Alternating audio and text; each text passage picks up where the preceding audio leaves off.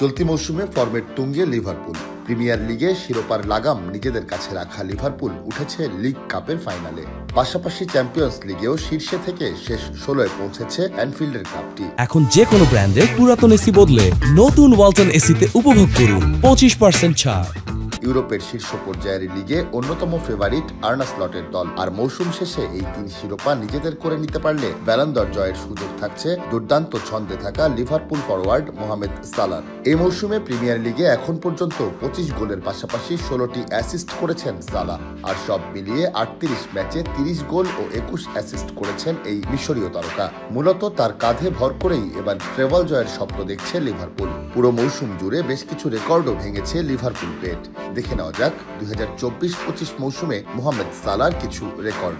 Premier league ইতিহাসে দুটি আলাদা মৌসুমে 40-এর বেশি গোলে অবদান রাখা প্রথম খেলোয়াড় সালাহ। 2024-25 মৌসুমে ইউরোপের শীর্ষ 5 লিগে প্রথম খেলোয়াড় হিসেবে সরাসরি 50 গোলে অবদান রেখেছেন সালাহ। চলতি মৌসুমে প্রিমিয়ার লিগে এখন পর্যন্ত 16টি অ্যাসিস্ট করেছেন সালাহ, যা একটি নির্দিষ্ট মৌসুমে লিভারপুলের কোনো খেলোয়াড়ের সর্বোচ্চ।